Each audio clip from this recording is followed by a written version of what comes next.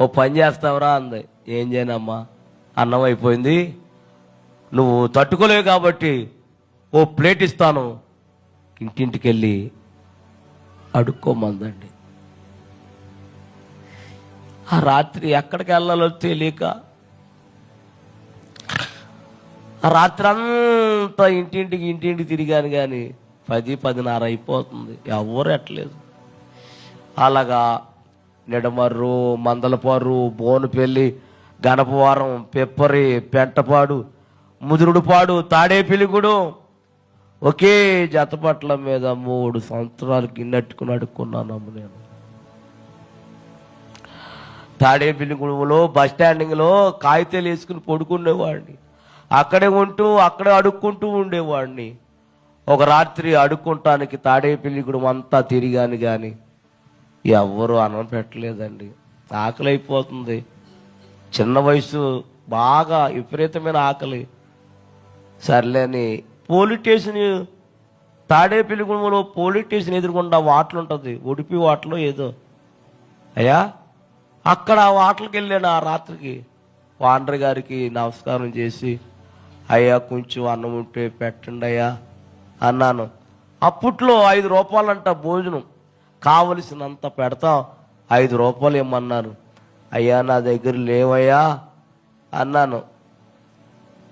లేకపోతే పెట్టనన్నారు.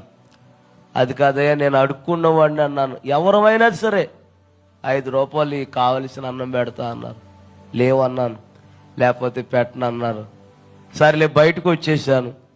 ఆ వాటలకి వెళ్ళేవాళ్ళని వచ్చేవాళ్ళని, అయ్యా 1 రూపాయి ఇవ్వండి అయ్యా, అన్నం కొనుక్కుంటానని చాలామందిని అడిగానండి. ఆ రాత్రి ఎవ్వరు 1 రూపాయి ఇవ్వలేదు.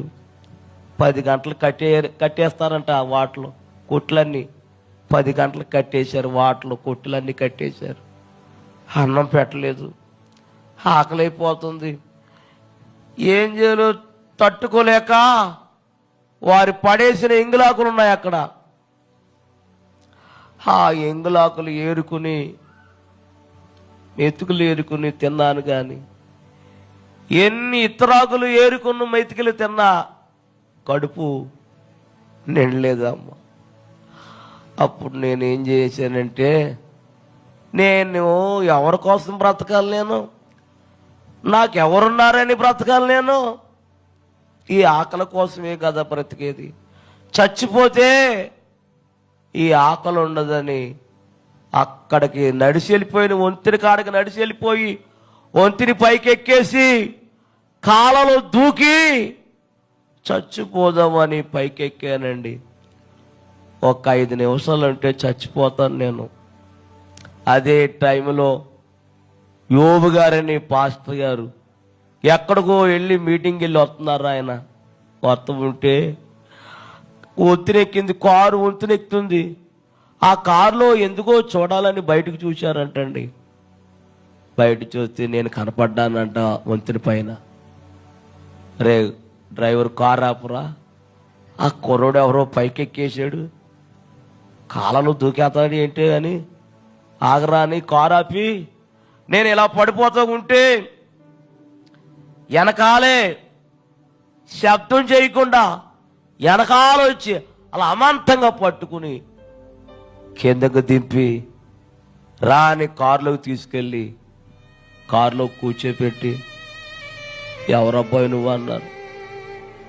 పలానా అబ్బాయినండి, పలానా ఊరండి మాది. చెల్లి, అమ్మ, నాన్న ఒక్కరోజులో చనిపోయారండి. నా బంధువులందరూ నన్ను ఇంట్లోంచి గెంటేశారండి. 3 సంవత్సరాలు అడుక్కుంటున్నానండి. ఈ రాత్రి ఎవరు అన్నం పెట్టలేక తట్టుకోలేక చనిపోదామని పైకి ఎక్కానండి అన్నాను.